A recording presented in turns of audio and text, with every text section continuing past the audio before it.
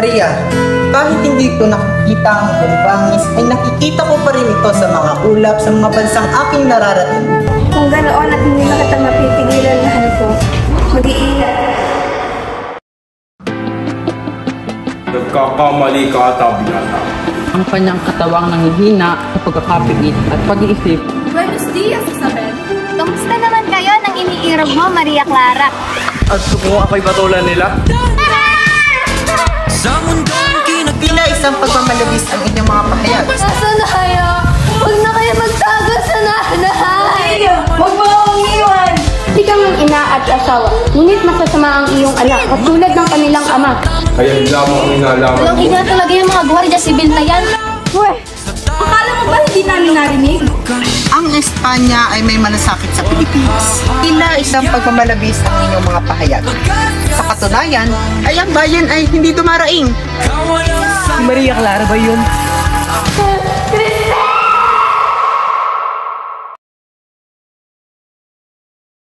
Ang Noli Me Tangere ang pinaka-maimpluwensyang akda sa kasaysayan ng Pilipinas. Nagtaglay ng makatotohanang pangyayari na gumising sa mga Pilipino ang kawalang katarungan, pagmamalupit at pag-aalipi ng mga Kastilang mananakop. Sinimulang sulatin ni Dr. Jose Rizal ang unang bahagi ng Noli Me Tangere noong 1884 sa Madrid noong siya ay nag-aaral pa ng medisina.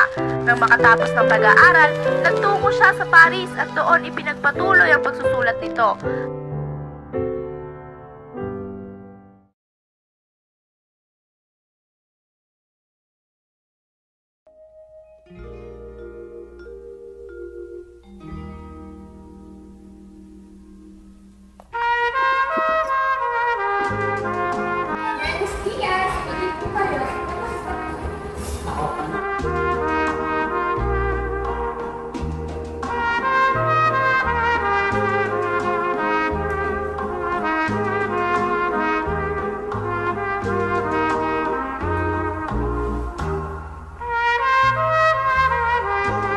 Magandang gabi, Padre. Kung hindi ko ako nagkakamali ay isa kayo sa mga matatalik na kaibigan ng aking amang si Don Rafael. Nagkakamali ka ata, binata. Wala akong kaibigang nagngangalang Don Rafael.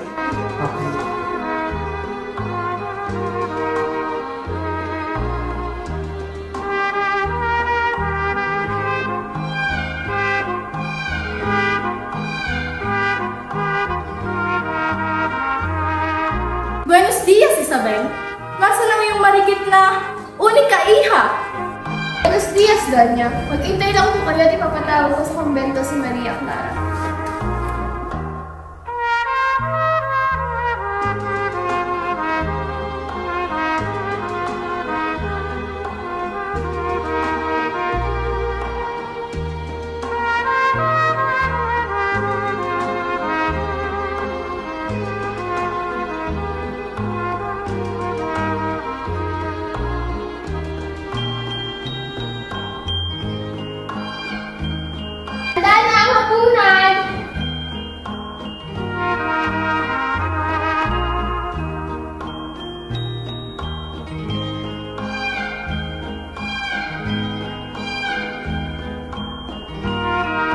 Parang nakalimutan mo na Ginoo ang iyong bayan dahil sa tagal na pamalagi mo sa Europa.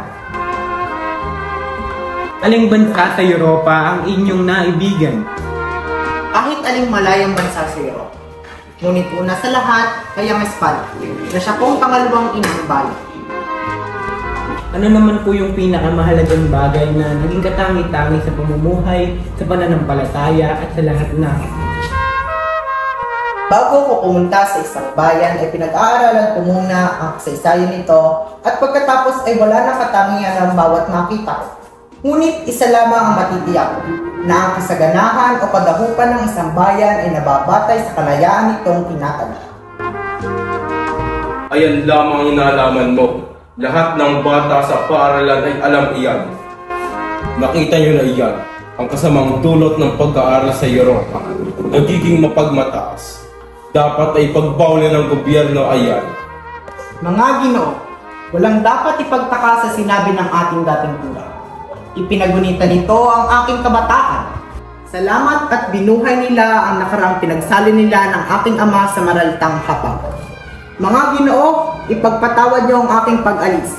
Ako po'y may lakad bukas, kaya't maraming dapat lutasin. Mga Ginoo, para sa ikabubuti ng Espanya at Pilipinas.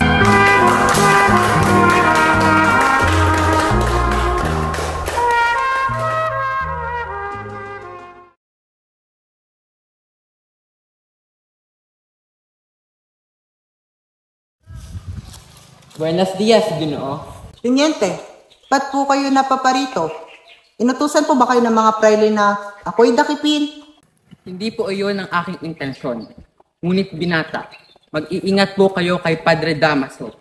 Ang nangyari sa inyong ama ay isang halimbawa hindi na dapat maulit pa. Ang aking ama, Teniente, maaari niyo po bang sabihin sa akin ang kanyang naging kapalaran? Akala ko po'y alam niyo na. Ngunit huwag po kayong mabahala. Dapat pong mabilanggo upang maging marangal. Alam kong di niyo ako nais kasakitan, Teniente.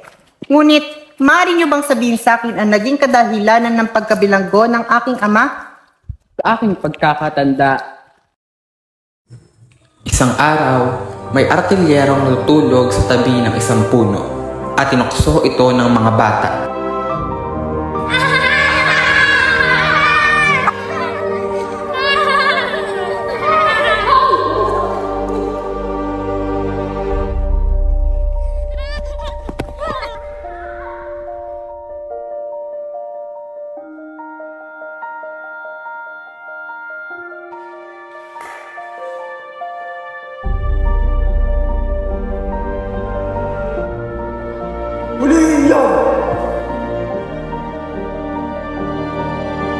Ayun!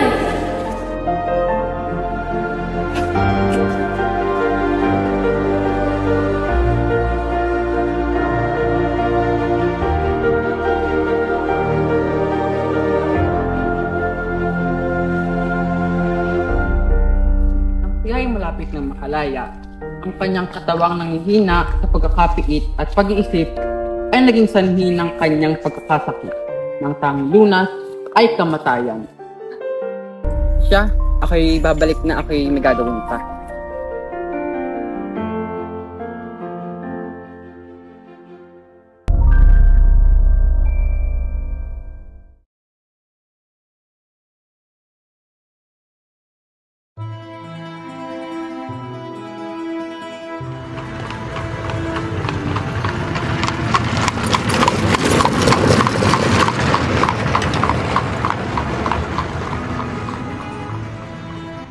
Akala mo ba si Crisostomo na yung sakay na naglakarwahe? No, Papa. Hindi naman po siya ang aking iniisip. Yan lang kilala kita ang diamante. Hindi mo kumaano paglilihiman, pagkat batid ko na kayo magkasyang sakay. Huwag mo nang tuksohin, primo. Nakita mo at ayan namumutla na. Marahil nga ay kailangan nyo ng sariwang hangin. Ibig nyo bang magbakasyon sa Malabon o sa Santiago? Mas mainam ko sa Santiago na lang kaya, primo. Tamang-tama, malapit na ang undas at kapistahan doon. Kaya kung tutuwa ang iyong anak. Lukieras! Siya, ikaw ay magbihis na at mag-ayos.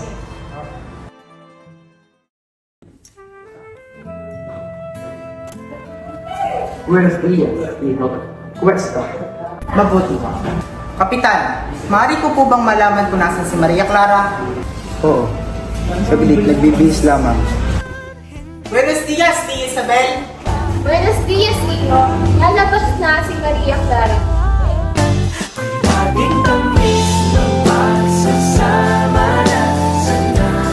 Hanap-hanap ka mo. Sana'y magpitap pa.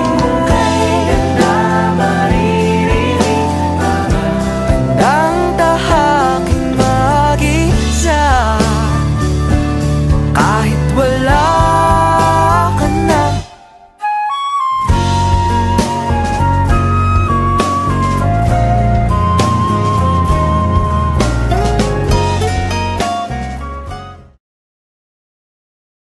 Maria, ano't napakatahimik mo? Hindi mo lang ba ako makamasali sa 7 taon kung pagkakawala? Batid kong marami ka ng bansang napasyalan at higit na karaming tao na iyong hanggalan at sa mga taong iyong makakausap. Naaalala mo pa ba ako? Lalo na't batid ko, maraming maliliit na kababaihan doon sa Europa. Marami, oo. Ngunit mari ko bang malimot at pinakamalipot sa lahat ng mga dalaga? Paano kita manilimot kung parati kitang nasa alaala at ang iyong napakatamis na tinig? Hindi na nagbibigay alin sa akin sa tubig ako'y nag-iisip. Maria, kahit hindi ko nakikita ang buong bangis, ay nakikita ko pa rin ito sa mga ulap sa mga bansang aking nararating.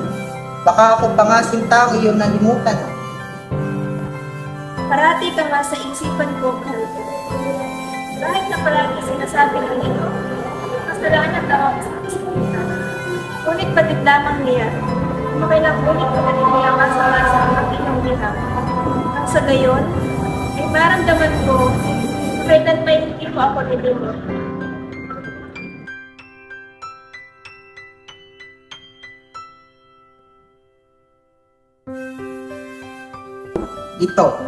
Ito ang dahon na alaala mo sa akin.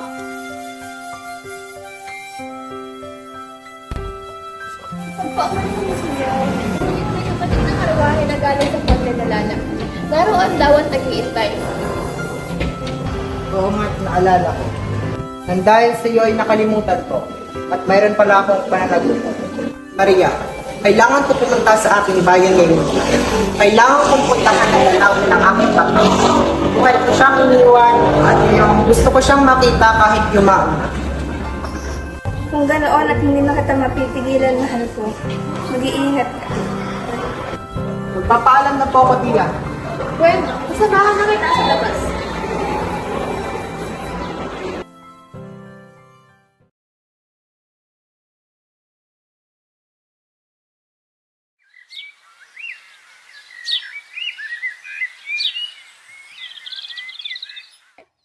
Nang! Nang! Dito na po ako. Sus Maria Joseph, ano nangyari sa iyo? Basilio? Huwag po kayong mag-alala sa akin. Naiwan po si Crispin sa kumbento. Naiwan? At siya ba'y buhay pa? Ako lamang po ay tumakas ng kumbento. Ngayon lang po ako pinauwi ng mga sakristan mayor dahil hindi daw po pwede lumabas ng alas 10 at hindi na rin po pwede maglakad ng alas 9. Dahil nung nakasulubong ko po ang mga gwardiya sibil sa bayan at sinigawan po nila ako ng ginilibe. Kaya po nagtatakbo ako at 10 po ang tumapli sa akin. Walang iya talaga yung mga gwardiya sibil na yan. Sadyang mga walang puso.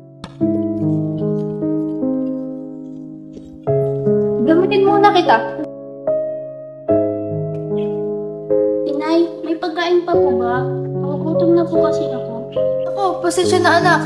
Iisang tawilis lang ang natira dyan. Pinaghandaan ko kayo ng masarap na ulam, ngunit kinain ito ng iyong ama. Pasensya na anak at pagpasensyahan mo na din siya.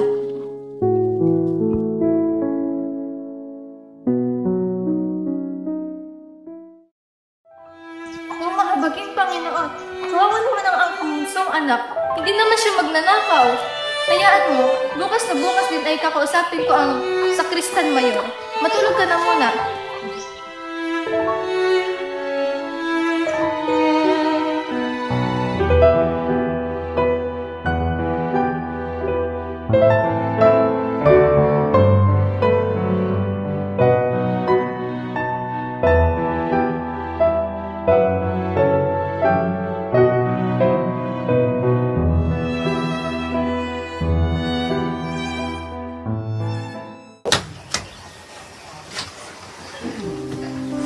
Crispin!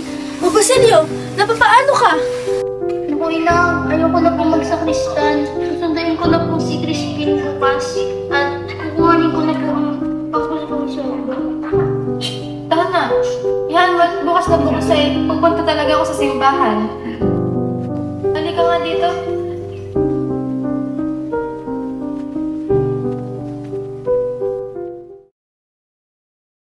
Wag po! Wag po! Wag po! Wag po! Wag!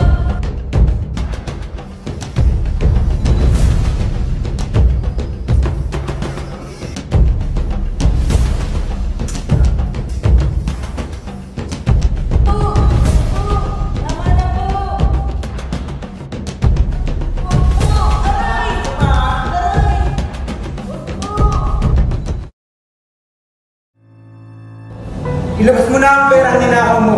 Wala po akong ninakaw na pera. Sinungaling! Aray! Aray!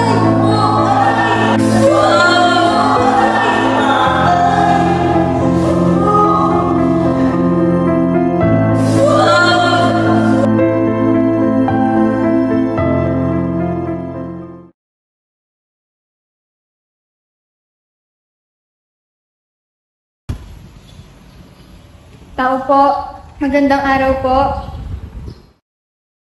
Anong kailangan mo? Maaari ko po bang makausap ang kura? Pasok ka. Hindi siya pwedeng abalahin dahil siya may sakit. Kung ganun po ay maaari ko po bang makita ang anak mo si Crispin? Si Crispin? Hindi ba't umuwi na sa inyo? Naiwan po dito si Crispin, kaya po nais kitang makausap. At ipagpaalam sa kuran na susunduin ko na siya. Nandito nga siya. Ngunit, nagtanan matapos makapagnakaw ng maraming bagay. Nag-utos sa akin ng kuran na ipagbigay alam ko ito sa Gwardiya Sibil. Kaya't maaaring nandun na sila sa inyong bahay at hinahanap ng inyong dalawang anak. Ngunit masasama ang iyong anak, katulad ng kanilang ama. Mas masahol pa ang maliit kaysa sa kanilang ama.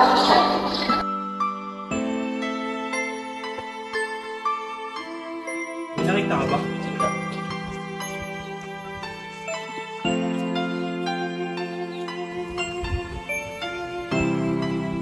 Salamat mahabagin Panginoon at hindi nila hawak ang aking mga anak.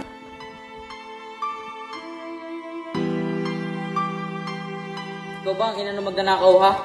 Sa oras na magsinungaling ka, itatali ka namin sa puno ng kahoy at saka babarilin. Hindi magnanakaw ang aking anak. Si Basilio walang naibigay sa akin kahit isang kusig. Halugugin niyo man ang bahay. Kahit anong maibigay niyo ay kunin niyo dahil kami mahirap lang. Pero hindi lahat ng mahirap ay magnanakaw. Hindi mo na ang salapi na galing sa anak mo. Kung hindi, ikaw ang aming dadamputin. Huwag po.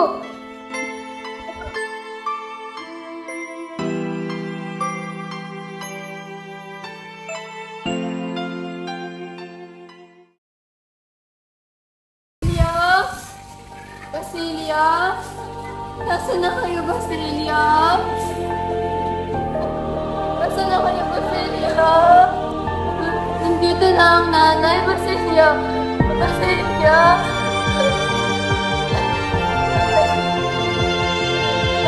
Basilia? Basilia? Christine! Nasaan na kayo? Huwag na kayo magtago sa nanay! Basilia!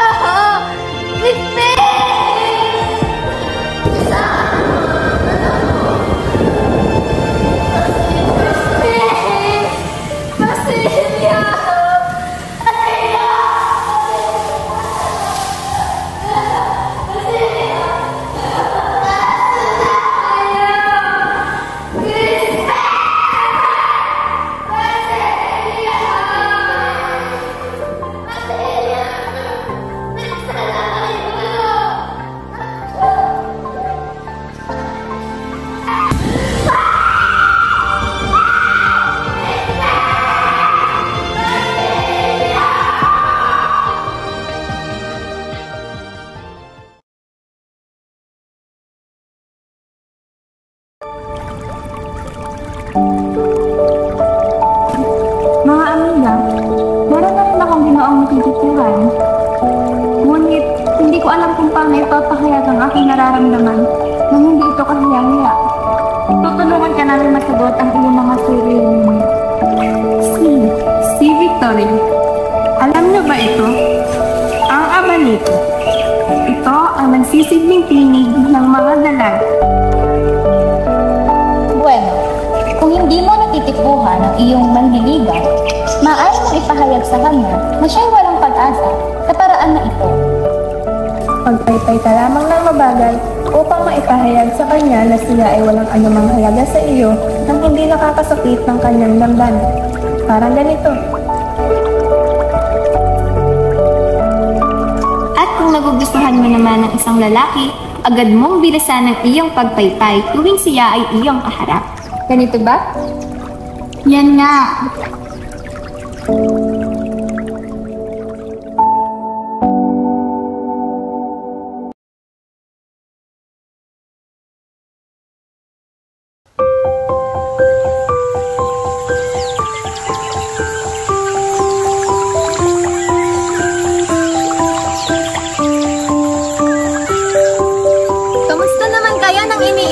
Maria Clara. Siyang tunay! Ayos lamang kami ni Crisostomo. Yee! Kayo tayo.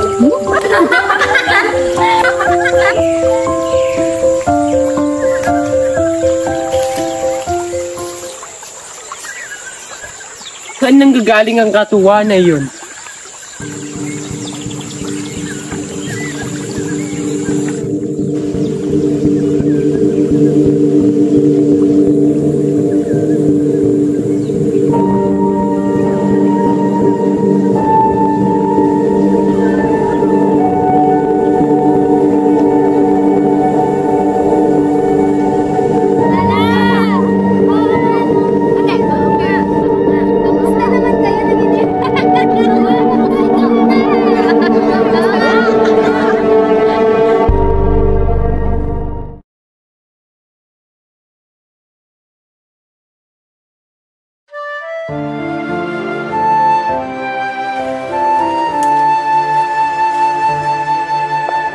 Nariyan pala kayo, Ginoo.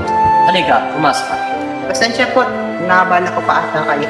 Ano ang iyong pakay? Maipaglilingkod ba ako sa inyo? May nais lamang po ako isang guni sa inyo.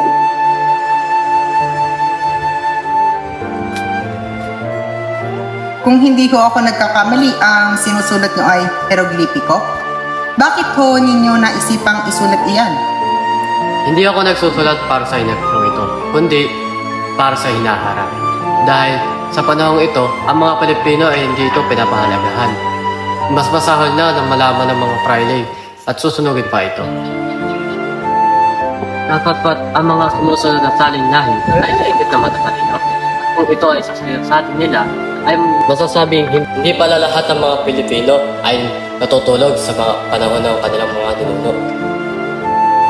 Ano pong wika ang ginagamit nyo para rito? Tagalog, sariling wika natin. Maaari po bang gamitan ng wikang Tagalog ang hieroglipiko? Maaari, dahil mas mahigit na mas maganda ang alpabetiko Tagalog kaysa sa wikang Latin. Nais ko po sanang humingi sa inyo ng konting payo gaya ng ginagawa ng aking ama noong nabubuhay pa siya. Gusto ko pong magpatayo ng isang paaralan at bilang pag-alala na rin sa aking kasintahan. Matagal ko ng pangarap yan. Pangarap ng isang baliw. At iisipin ng lahat na baliw pa. Dahil humihingi ka ng payo sa isang taong baliw. Bakit hindi kayo humingi ng payo sa isang mura, kapitan, o sa mga espesyal na itong may tungkulin? Naniniwala ako na mangyayari ang aking pinaplano ng walang sagabal. Matutuloy lang ang inyong plano kung makikipagtulungan kayo sa mga taong nakapito. Malaki ang chance kayo ay matigo kung magkakaitan kayo ng tulong ng mga kapangyarihan. Totoo ang makapangyarihan ng ura. Ngunit hindi ako naniniwala na gagamitin nila ang mapang-abusong lakas o kapangyarihan nilang tinataglay para abusuhin tayong mga Pilipino. Ang mga pamahalaan ay walang pinakikinggan kundi ang mga mura dahil ang mga ito ay nakasandal lamang sa kumbento. Ang pamahalaan bilang kamay at ang kumbento bilang ulo. Pilosopotasyo, tila isang pagmamalabis ang inyong mga pahayag. Sa katunayan, ay ang bayan ay hindi dumaraing. Pipi ang bayan ito, kaya hindi ito dumaraing. Darating din ang panahong ito, mausisa mo. Ang Espanya ay may malasakit sa Pilipinas. Gumagawa sila ng paraan para papabuti ang bayang sinilangan. Naiintindihan ko ang iyong panig, ngunit gusto ko lang namang malaman mo na ang mga nanunungkulan ay mapang-abuso. Mabigo man kayo, ay natutuwa akong gawin nyo ang nararapat. Naniniwala na ako sa mga sinasabi nyo. Ngayon din ay pupunta na ako sa mga kura at sana ay hindi sila kasing sama ng Padre Carot. Salamat po!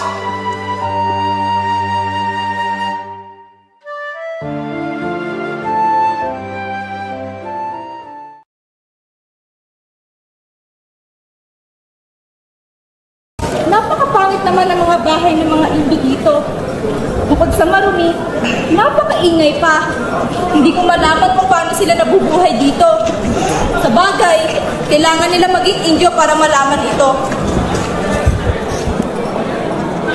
Mga walang pinag-aralan gumalang. Biruin mo, hindi man lang nagbigay-pugay sa akin nung tayo dumaan. Paluin mo nga ng sombrero mo tiponsyon ng matulong gumalang. At kung ako'y batulan nila? Ha? Di ba ikaw isang lalaki? Hindi mo ba alam na ako'y pilay? Tara na nga, umuwi. John Tiburcio. Hindi ka dapat nakikipagkamay sa isang alferes. Hindi ka marunong lumagay sa kalagayan mo. Ngunit siya ang pinuno dito. Bakit? Tayo ba yung mga Indyo? Weh! Hoy, senyora! Akala mo ba hindi namin narinig? Bakit? Inggit ka ba sa aking damit? Ako? May inggit sa basahang iyan? Oo, naiinggit ako sa kulot mo. Halika na't huwag mo na siyang batulan. Hayaan mo turuan ng leksyon ng walang iyang to. Kilalanin mo ang kinakausap mo. Baka akala mo, ako ay isang probinsyana o kabit ng sundalo.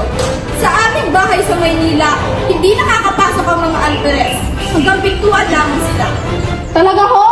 Ang mga gwardiya sibil ay hindi nakakapasok, pero ang asawa niyong pilay, nakakapasok. Ikinababa ng aking karangalan na makipag-usap sa'yo. Makalang ibabayad ko sa'yo. Akala mo ba hindi ko alam na ikaw ay isang labandera? Kayo isang hamak na kabit lamang. Kabit! Hoy! Bumaba ka dito at dudurugin mo yung madumi mong bunganga. Maghintay ka, buburahin ko yung kolorete sa pagmamukha mo.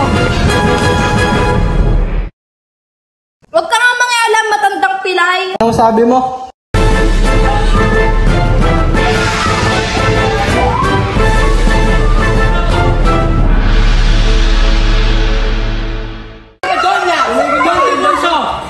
Turuan mo nga ng leksyon yung asawa mo.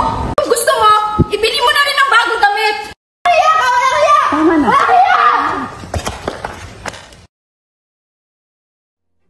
Ang napakamakapangyarihang mensahe ni Rizal mula pa rin sa kanyang noli ay ang hindi pagpapalagay ng batas sa ating mga kamay.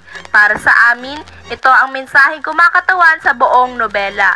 Napakagandang isipin na sa kabila ng mga nagawa ng mga Kastila at pagpapakita ng kasamaan ng mga Dominikanong pari kay Rizal ay ni minsan hindi niya nagawang saktan o pisikali ng mga ito.